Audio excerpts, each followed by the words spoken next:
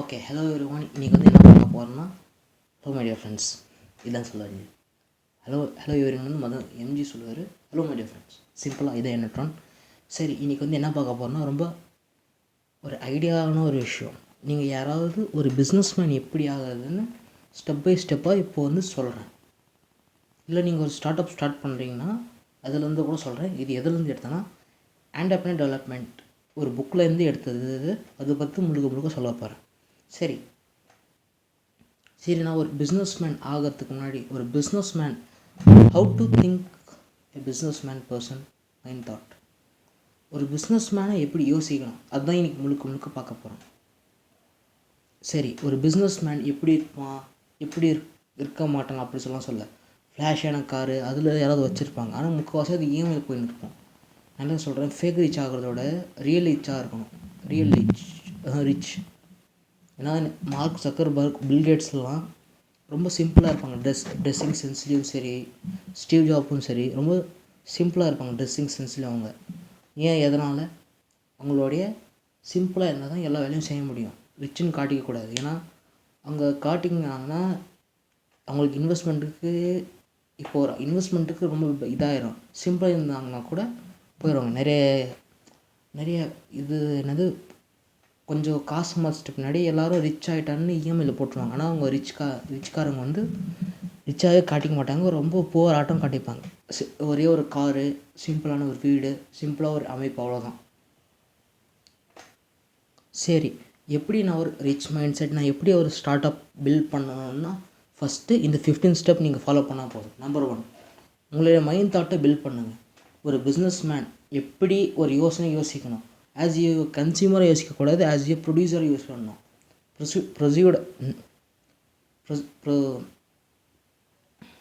ப்ரொடியூசராக யோசிக்கணும். எப்படின்னா எல்லோரும் கன்சப்ஷன் பண்ணுவாங்க. இப்போ ஏதாவது ஒரு பொருள் செஞ்சால் கூட எதாவது கன்சப்ஷன் பண்ணுவாங்க. ஆனால் அந்த பொருளை உருவாக்குறதுக்கு ரொம்ப நேரம் எடுக்கும். ஃபார் எக்ஸாம்பிள் சொல்லணும்னா, இப்போ ஒரு வீடியோ எடுக்கிறீங்கன்னா உங்களுக்கு தெரியும், லைட்டிங் செட்டப் பண்ணணும், லைட் செட்டப் பண்ணணும், கேமரா செட்டப் பண்ணணும், ஒருத்தரை உக்காரிச்சு பேச வைக்கணும், அதுக்கப்புறம் அந்த வீடியோ எடிட் பண்ணணும், அதுக்கப்புறம் பேக்ரவுண்ட் மியூசிக் தரணும், எடிட்டிங்கில் எல்லாம் பண்ணிடுறாரு அவர். அதுக்கப்புறம் அப்லோட் பண்ணணும், சப்டைட்டில் வைக்கணும், எல்லா இடத்துலையும் பப்ளிஷ் பண்ணணும். அதே மாதிரி தம்ப்நெயில்ஸு மேக் பண்ணணும், கிராஃபிக் டிசைனிங் தரணும். இவ்வளோ ப்ராசஸ்க்கு ஒரு வீடியோ பப்ளிஷ் பண்ணுறதுக்கு.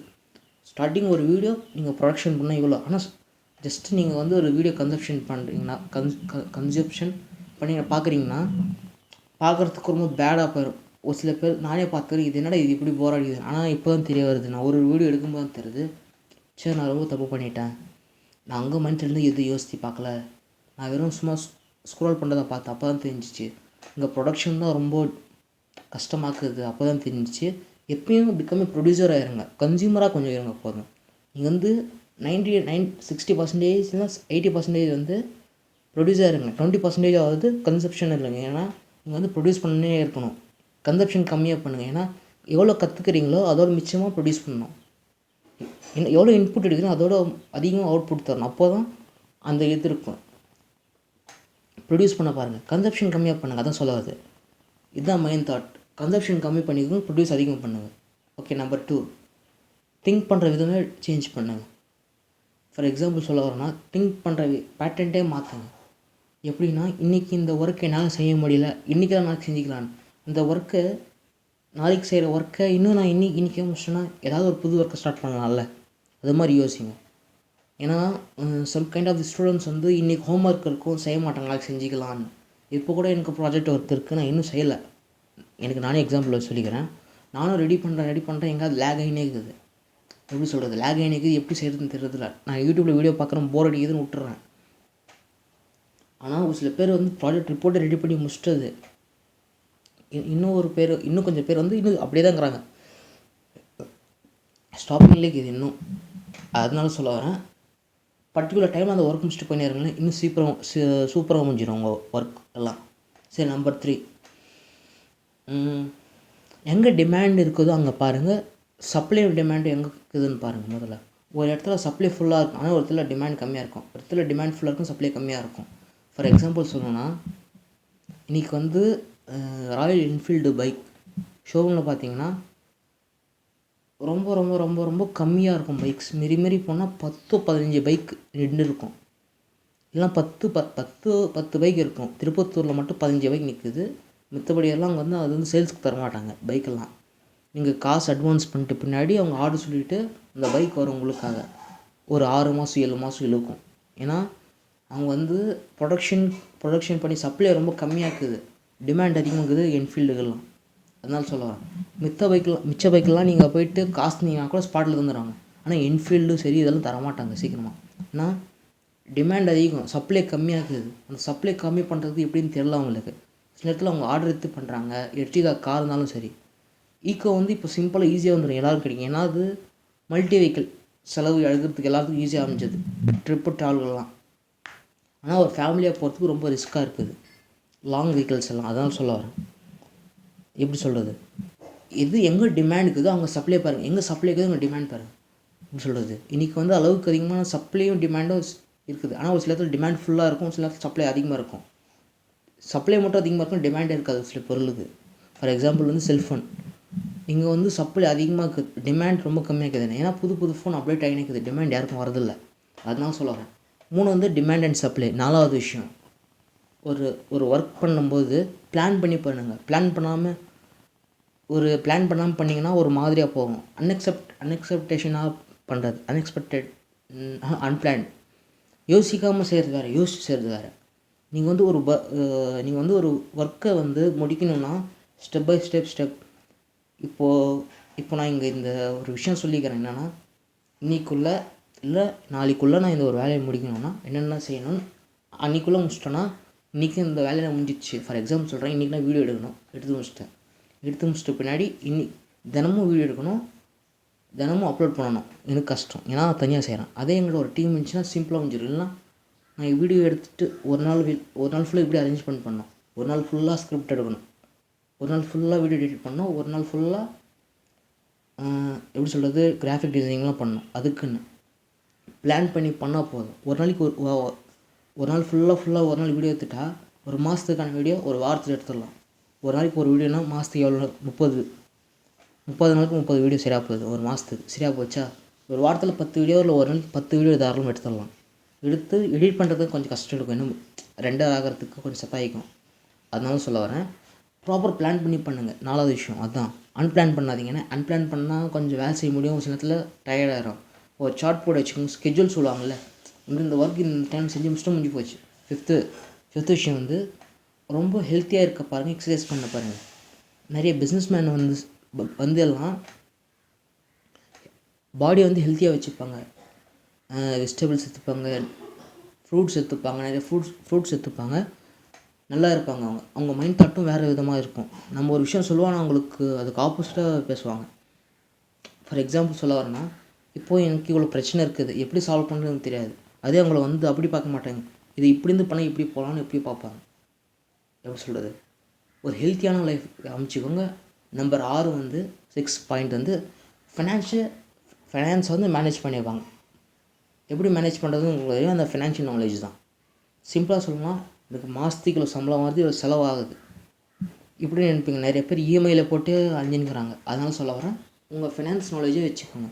எவ்வளோ ஸ்பெண்ட் பண்ணணும், எவ்வளோ ஸ்பெண்ட் பண்ணக்கூடாதுன்னு ஒரு விஷயம் போட்டு வச்சுக்கோங்க. அவ்வளோ சொல்கிறது. 6 முடிஞ்சிச்சு ஃபினான்ஸ். நம்பர் 7,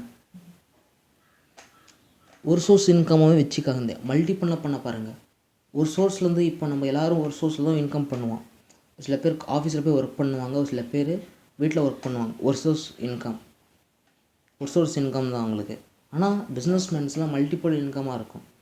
ஏன்னா உங்களுக்கு ஸ்டேபிளாக இன்கம் வராது, மாற்றி வரும். இன்றைக்கி நல்லா ப்ராஃபிட்டாக போகும், லாஸ் ஆகும், அதெல்லாம் பிரச்சனை கிடையாது அவங்களுக்கு. இன்றைக்கி இல்லைனா ஒரு நாள் லாபம் வந்துடும். அதனால சொல்ல வரேன், கண்டினியூஸாக அவங்க ஒரு 10-15 சோர்ஸ் இன்கம் வச்சுருப்பாங்க. ஃபார் எக்ஸாம்பிள் வந்து டாட்டா கம்பெனி பார்த்திங்கன்னா, எதுக்கு சொல்ல வரேன்னா, அவங்களுக்கு அந்த டாட்டா பேர் தான் இருக்குது. ஆனால் அவங்களுக்கு கீழே எத்தனை கம்பெனிக்கு தெரியுமா? நம்மளுக்கு தெரியாது எவ்வளோ கம்பெனி டாட்டாதுன்னு சொல்ல முடியாதுன்னா, அவங்களுக்கு ஏதாவது ஒன்றில் லாஸ் ஆனால் கூட பரவாயில்ல, மிச்சத்தை வச்சு ரெக்கவர் பண்ணி போயினே இருப்பாங்க. இப்போ கொஞ்ச நாளைக்கு முன்னாடி கூட போச்சு, டாட்டா டிசிஎஸ் ஏதோ ஒரு கம்பெனியில் இதாச்சு, டாட்டா ஸ்டீல் ஏதோ லாஸில் போயிருந்தது ஷேர்ஸ் எல்லாம். அவங்களுக்கு பிரச்சனை கிடையாது, ரெக்கவர் பண்ண முடியும்னு தெரியும் அவங்களுக்கு. அதனால சொல்ல வரேன். நம்பர் 7 இதுதான். எப்படி சொல்கிறது, ஒரு எப்படி சொல்கிறது சோர்ஸ், நிறைய இன்கம் சோர்ஸ் ரெடி பண்ணிக்கோங்க. நம்பர் 7 வந்து இன்கம் சோர்ஸ் பண்ணுங்கள். அதே மாதிரி நம்பர் 8 வந்து இன்வெஸ்ட்மெண்ட்க்கு பாருங்கள். இன்றைக்கி வந்து சம்பளம் கம்மியாக வருது, எனக்கு சம்பளம் அதிகப்படுத்தணுன்னா நீங்கள் வந்து இன்வெஸ்ட்மெண்ட் பண்ணி பாருங்கள். ரெண்டல் இன்கம் அதான் சொல்லியிருப்பேனே, எங்கெல்லாம் இன்வெஸ்ட் பண்ணணும், ஷேரில் இன்வெஸ்ட்மெண்ட் பண்ணுறது, கோல்டில் இன்வெஸ்ட்மெண்ட் பண்ணுறது, அது மாதிரி இன்வெஸ்ட்மெண்ட் பண்ணுங்கள். ஏதாவது பொருள் இருந்து வாங்குறது, வாடகைக்கு வருது, அதுலேருந்து ஒரு இன்கம் ஜென்ரேட் ஆகும். மந்த்லி அவங்களுக்கு வந்துடும். இன்வெஸ்ட்மெண்ட் பண்ணி இருங்க. ஒரு இடத்துக்கு வாடகைக்கு வர எப்படி சொல்கிறது, இன்வெஸ்ட்மெண்ட் தான். இல்லை ஒரு காரு, பைக்கு, இல்லை ஒரு சில பொருள் வந்து ரெண்ட்டு கூட்டால் கூட காசு வரும். இன்வெஸ்ட்மெண்ட் தான் இருக்கும். நம்பர் 9 வந்து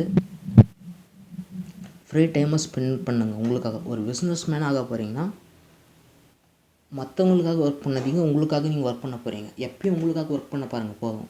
ஒரு பிஸ்னஸ் மேன் எப்பயும் திங்க் பண்ணுறது மைண்ட் ஃபுல்லாக காமாக வச்சுக்கணும், ஃப்ரீயாக வச்சுக்கணும். அதுதான். நம்பர் 10 வந்து மெடிடேஷன் பண்ண பாருங்கள். எப்பவும் விடிகால் இருக்கும்போது மெடிடேஷன் பண்ணி இருங்க. அப்போ உங்களுக்கு நல்லா இருக்கும் இந்த விஷயம். ஓகேவா? சரி, நம்பர் 11. இந்த 11 தான் ரொம்ப எக்ஸைட்டாக இருக்கும். எக்ஸைட்டிங். ஆமாம், ஒரு விஷயம் செய்கிறதுக்கு முன்னாடி நிறைய விஷயத்தை அவங்க தெரிஞ்சுக்கிறதுக்காக புக்ஸ் அதிகமாக படிப்பாங்க. நான் ஏன் இது சொல்கிறேன்னா, இன்றைக்கி பிஸ்னஸ் மேனாக இருக்கிறீங்க எல்லோரும், பில்கேட்ஸ் எலான் மஸ்க் வரைக்கும் புக்ஸ் படிக்கிறாங்க. ஏன் புக்ஸ் படிக்கணும்? அவங்க அப்பயே நிறுத்திருக்கலாம் அந்த கிராஜுவேட் பின்னாடி. அவங்க அப்படி பண்ணல. ஏன்னா புக்ஸை படித்தா தான் நம்மளுக்கு ஏதாவது நாலேஜ் கிடைக்கும். நம்ம ஏதாவது ரிப்பீட்டடாக பண்ணியிருந்தால் ஒரு நாலேஜ் கெயின் ஆகினே இருக்கும். அதனால 11வது வந்து புக்ஸ் படிக்க பாருங்கள். 12வது வந்து 12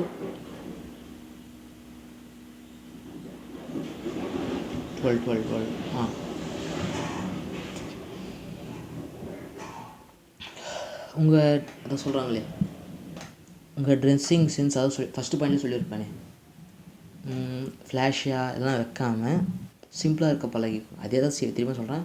இதில் ரொம்ப ஒரு எக்ஸ்சேஞ்சிங்கான பாயிண்ட் என்னென்னா, ரொம்ப இருக்கும் போதும் இல்லாத போதும் மற்றவங்களுக்கு ஹெல்ப் பண்ண பாருங்கள்.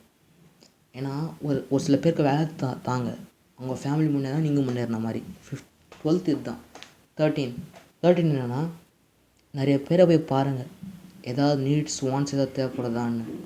ஃபார் எக்ஸாம்பிள் வந்து உங்களுக்கு நல்லா புக் எழுத தெரியும்னா புக் எழுதி, இல்லைனா அந்த புக் புக் பப்ளிஷ் ஹவுஸ் ஒரு கான்ட்ராக்ட் போட்டுக்கின்னு இவ்வளோ புக்கு நான் உங்களுக்கு எழுதி தரேன்னு வச்சுக்கோங்க. உங்களுக்காக மற்றவங்களை வச்சு எழுத பாருங்கள். நான் இவ்வளோ புக் எழுதி தரேன், உங்களுக்கு மந்த்லி இவ்வளோ புக்கு நான் தரேன், எனக்கு இவ்வளோ தந்துடணும்னு சொல்லிட்டா அவன் பப்ளிஷ் பண்ணி தந்துடுவாங்க. அவ்வளோதான். அப்படி கூட பண்ணுங்க. ஓகே. நம்பர் 14 சிம்பிளாக இருக்கும், ரொம்ப எக்ஸைட்டிங்காக இருக்கும். அளவுக்கு அதிகமாக லோன் வாங்குறது எப்படி? நான் பிஸ்னஸ் மேன்ஸ்லாம்